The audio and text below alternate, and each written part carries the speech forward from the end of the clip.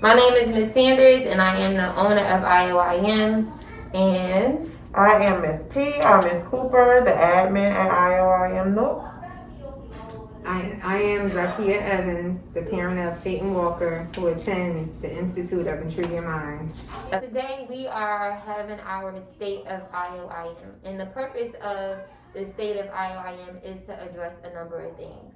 The most important thing that we'll be addressing during this time is the best practices and the importance of keeping our scholars safe and healthy, keeping our families safe and healthy, our staff safe and healthy, our staff families safe and healthy, and our community overall healthy.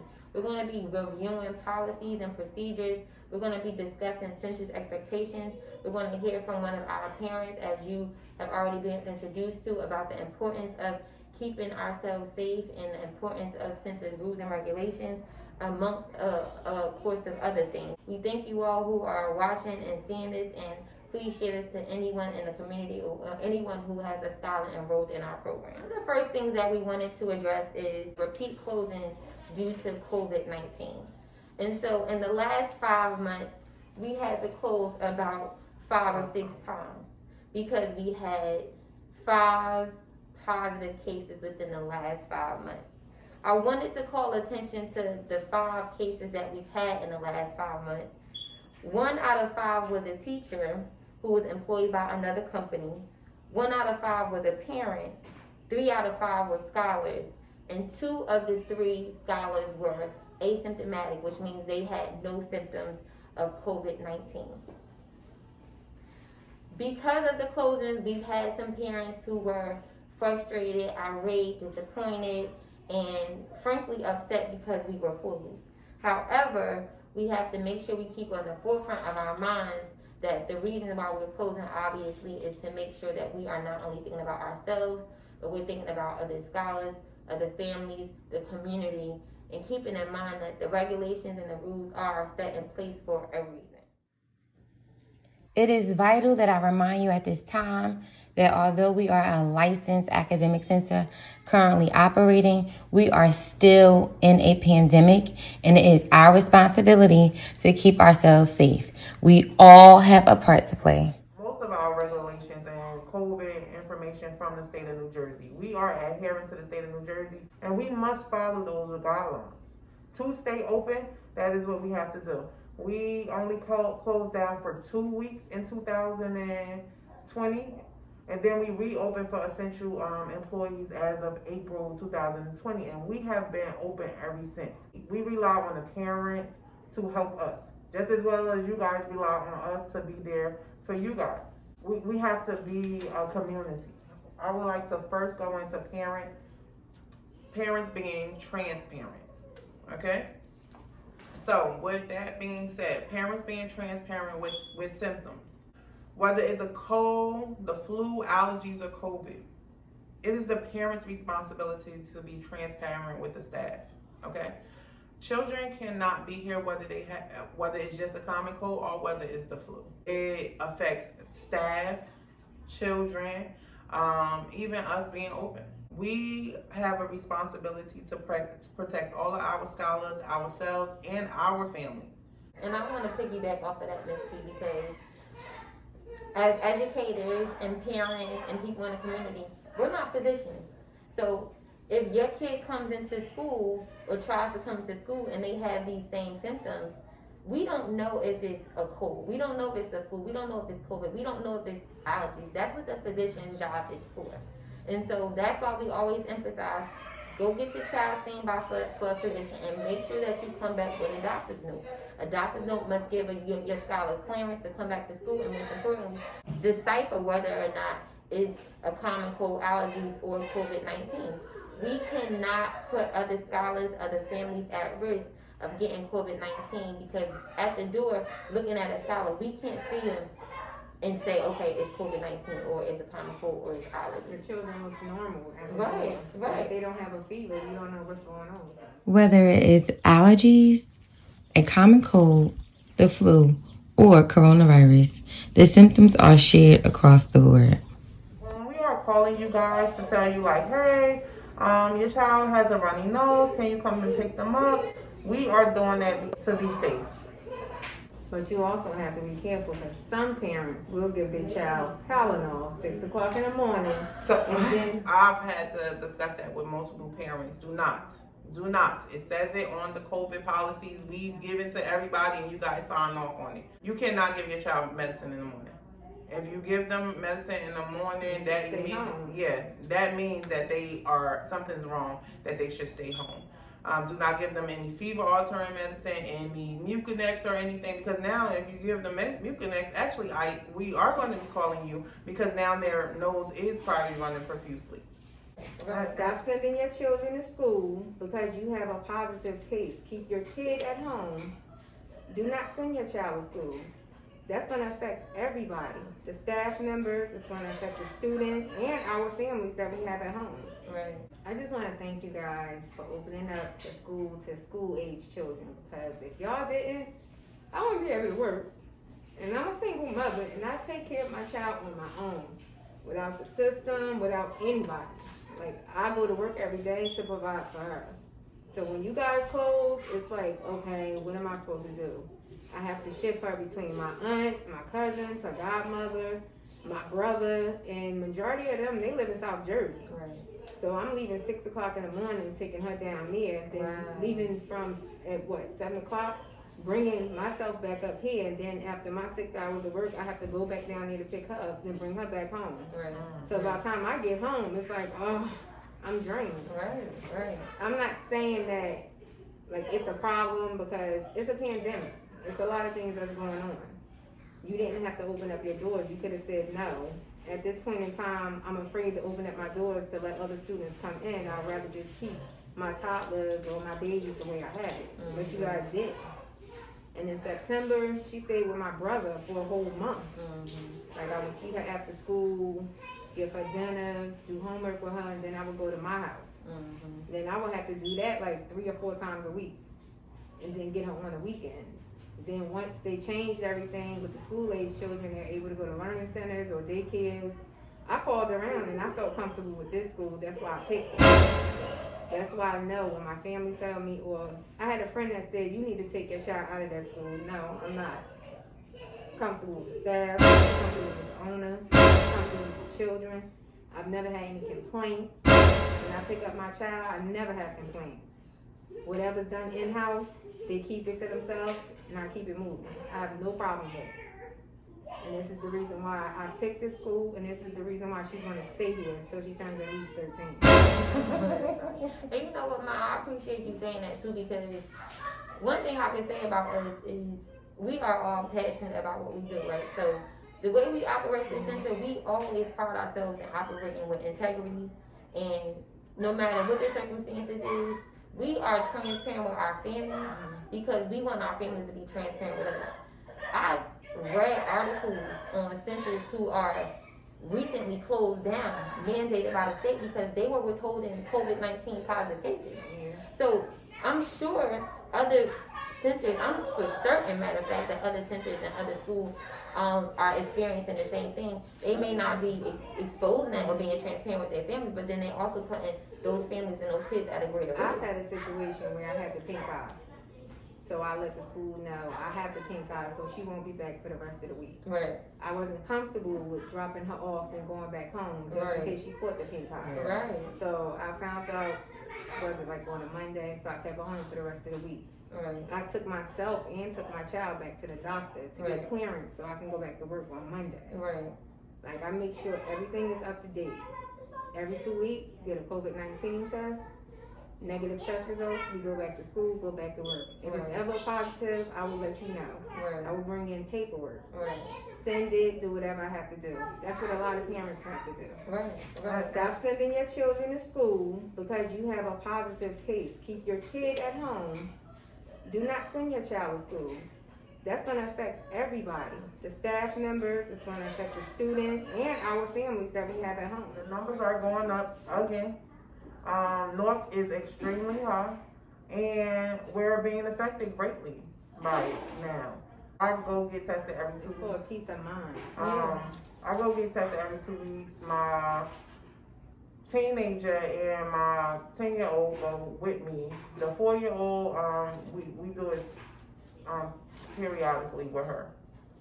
And one thing I can say from an owner's perspective, I always mandated the teachers to get tested every month, not thinking about the kids, because I know sometimes the nasal could be a little uncomfortable for them and they could be a little frightened. But moving forward, Practice with them at home yeah, with Q-tips. like Miss Evans said, she takes her daughter and it's practice makes perfect, right? Yes. Like you let them know what's going to happen, you talk them through it, and so moving forward, and after speaking with you and then a few other parents, I've decided that moving forward, effective April 16th, we are going to mandate our scholars get the nasal test or even the saliva test. I think they have also every 2 weeks, just to ensure that they are all being safe and we're taking those precautions to make sure that we're not putting other scholars at risk. And even when you get home, take your kids' clothes, take them off at the door, let them go straight in the shower. Mm-hmm. You bring outside germs into your house. Leave your shoes at the door.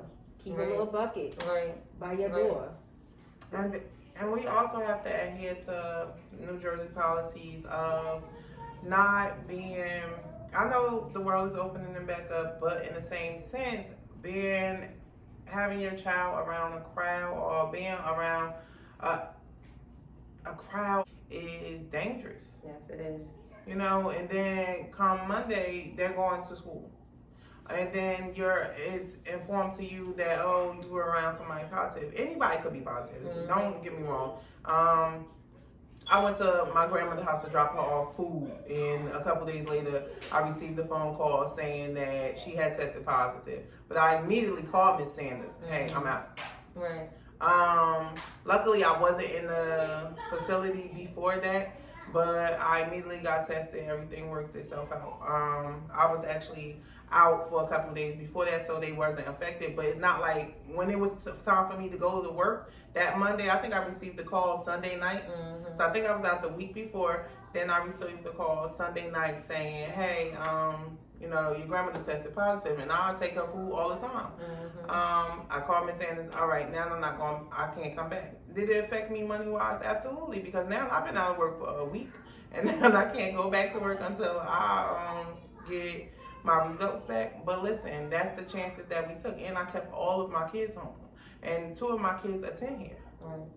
It's just what we have to do the right thing. Right, and I'm happy you mentioned that too, because I don't want parents to think, well, the regulations and the rules are stricken and hardened on us. But I hold the teachers and the parents to the same standard, and I hold myself to the same standard. If I know that I'm traveling out of state, I'm not running back to the center. I'm getting tested when I come back, and I'm still staying home because there is a required amount of quarantine days that you have to once you travel outside of the state. You have to abide by the rules and regulations, because if you don't, you again are exposing your children, yourself, other people's children, other people's teachers, myself, the parents, and the scholars. We're all held to the same standards. We are very just and fair here. No family is over another family or inferior to another family. No staff member is inferior to a scholar, a parent, and vice versa. No family, no parent is inferior to a teacher, and so on. So, what the standards are, what the expectations are, they are across the board. And I think we've been doing so good with our teachers, because at first they was mandated for a month. Every month they had to take COVID tests. Then we switched it to every 2 weeks they had to take COVID testing. But we go through things here too. When the teacher call out and they say, hey, I don't feel good. What's your symptoms? Right. They tell us their symptoms are immediately. You cannot return without a negative COVID result. That's a fact. Unfortunately, a lot of the cases was kids that was, people that was asymptomatic. Mm-hmm. You know, so they didn't even have any symptoms, but they were put in places or around people or came in contact with somebody or traveled out of state or whatever the case may be. And then the thing was positive COVID result. So you guys travel out of state, we're immediately going to say 14 days. Do we want to not see the children for 14 days? No. But the same thing applies for the staff. Staff members have gone on vacation. And it's like, oh, you have an extended vacation now Right. because you have for 2 weeks Right. to stay home. Right. Just things that apply to New Jersey that will apply to you at your job, it applies here because this is our job. Mm-hmm. This is our family. We are here. Like, me and Miss Sanders may be here at 8, 9 o'clock at night sometimes just getting stuff done. We are here. Right, right. And I wanted to piggyback off what you said in regards to when kids are have to stay home for an extended period of time. So we are not a babysitting service, right? We are not your average daycare center. We are an academic center, and I can't say that enough. So if your scholars are required to quarantine and stay home for 1 week or 2 weeks, please make sure in that time that they are home that they are engaging in academic and learning activities. Ask them what colors you see around the house. Ask them about shapes. Tell them to write their first name, their last name, even the parents' names. I say it all the time. There's so many things that you guys could do in the house to make sure that they are exercising those academic skills so that when they come home after a 2-week period or maybe even a 1-week period, they have not lost all the things that we work with them on. Like, our teachers are really, really good. Like, we go over kindergarten level, first grade level, grade curriculum, and by the time they come home by the time they come to school from home sometimes, it's like we never even taught them anything. We gotta start all over.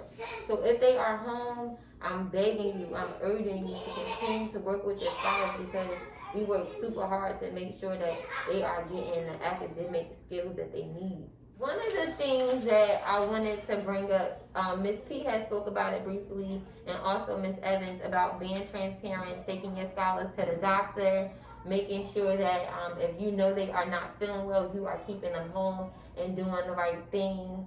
I wanted to talk about that and just mention, if we find that you know that something is wrong with your scholar, you know that they sick, you know that they have been exposed to somebody that tested positive or was in a large group and they may be having symptoms or something like that, and you send your scholar to school knowingly, we are implementing in our policy that if we find that out after doing our investigations, your scholar and you as a parent will be expelled from our center. Your scholar will not be allowed to stay enrolled in our program.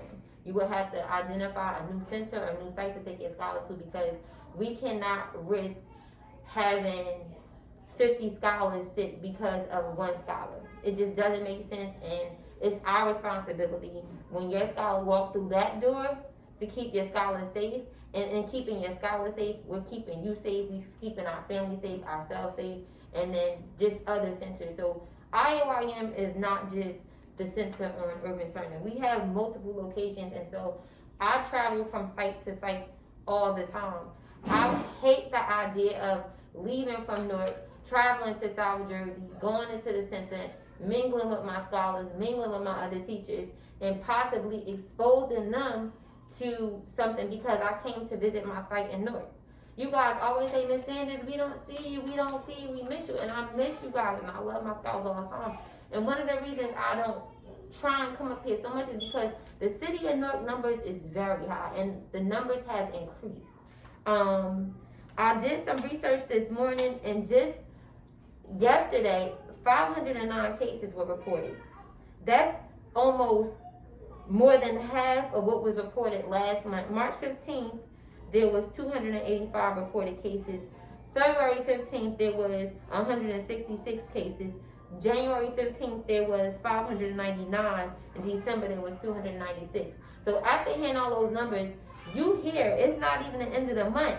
The numbers are beginning to spike back up. All right, families, let's talk about some of the things that we do here at Ioim. We know you guys have not been allowed into the building in over a year.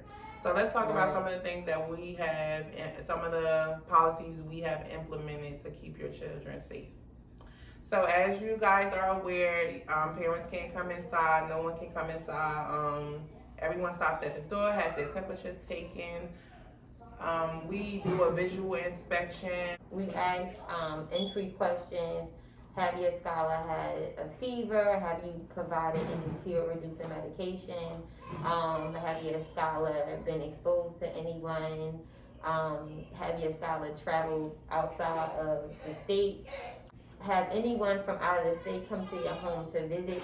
That's a question that I would like to ask, because we have now, since the weather is changing, people have family out of state and other states, and if they're coming from out of state, you don't know what they were doing or what that state number is like, and they're coming into the home that's still sharing that exposure.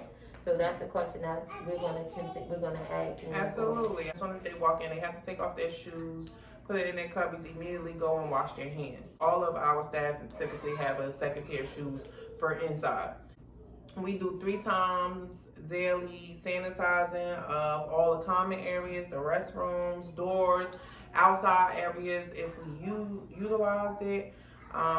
Monthly professional sanitizing. We have a company that comes in. If you guys follow the IG page, you see that Miss Sanders put it up, and they give us a certificate of disinfecting. They come in, they do the ultraviolet lights, they deep sanitize all of the toys, tables, and then they also do a fogger spray throughout the entire facility. That is 100% proof. If you guys pick your children up after 4:30, you see us going crazy in here, mopping, moving furniture, and doing everything. Fridays is also a deep sanitizing day. But these are things that we've always done, but still continuing to do it.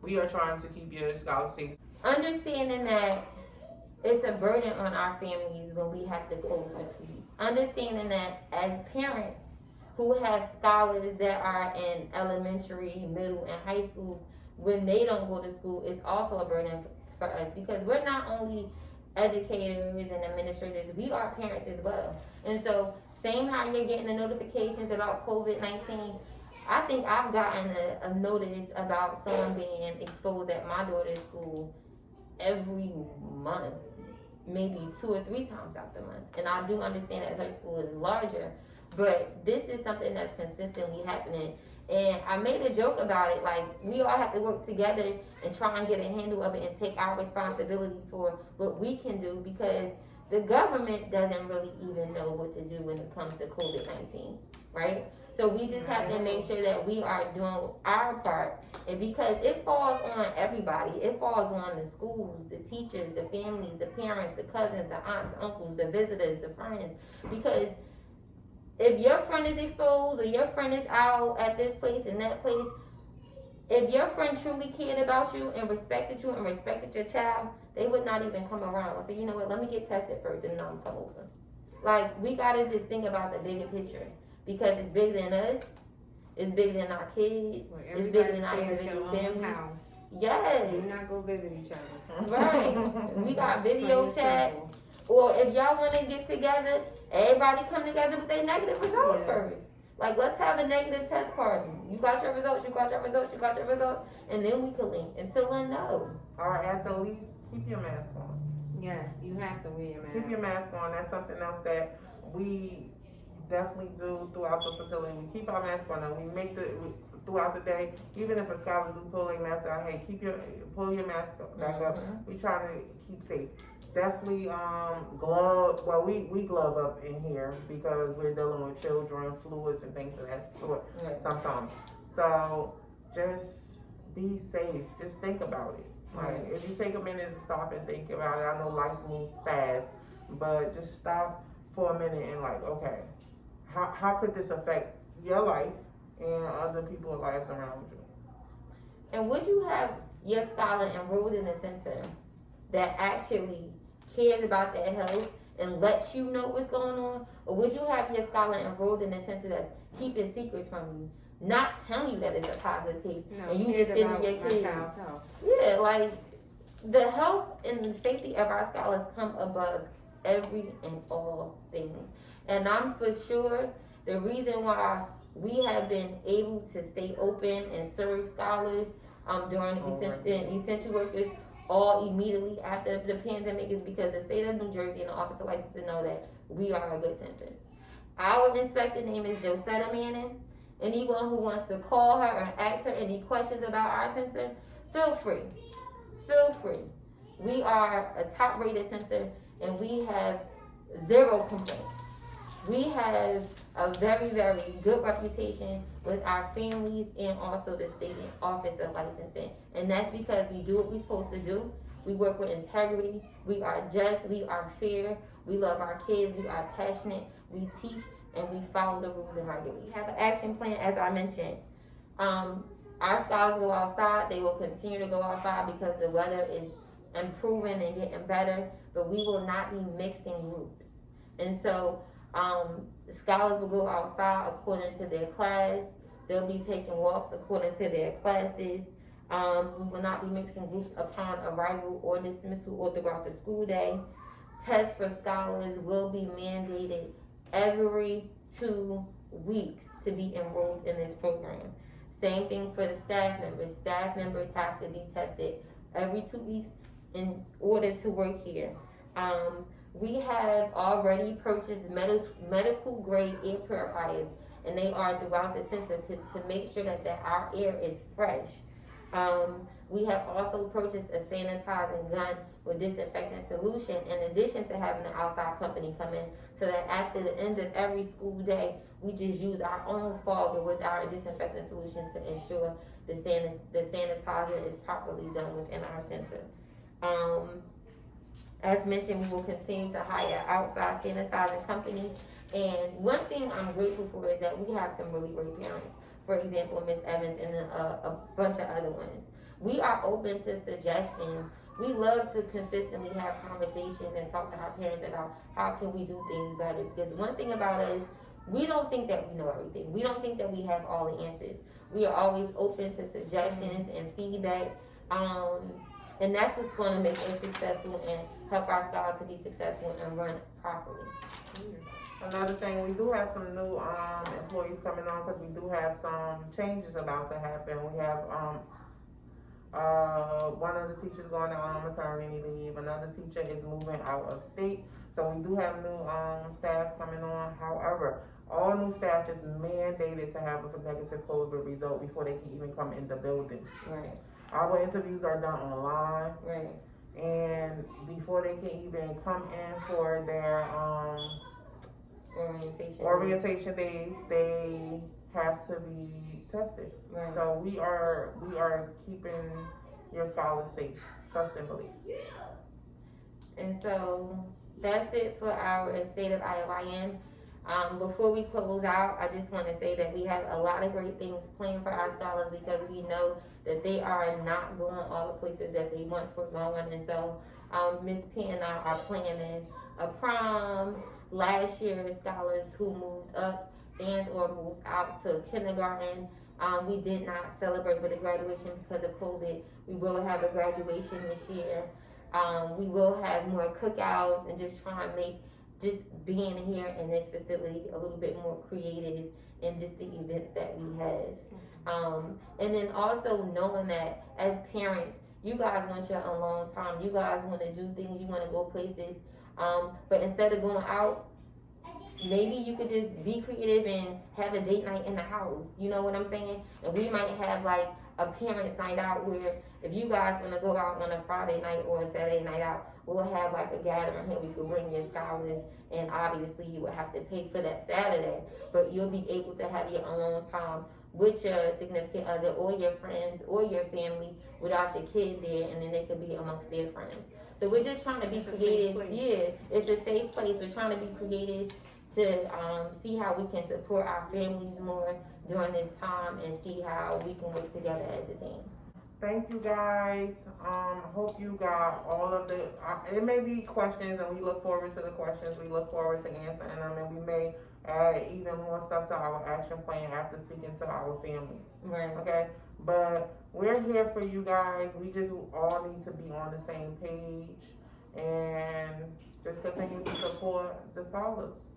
Okay. And I want to say thank you, Ms. Evans, for coming and speaking because your feedback is super vital. It's always been super vital to us from day one. You're educating yourself. We value that. You know the industry. You are a parent. You are hands-on. You're always active. You're always extending yourself. And we are forever grateful for that. No, we are forever grateful for that. No, I'm So very thank you. thankful that you guys allowed my daughter to attend your program. Because without you guys, I wouldn't be able to take care of her.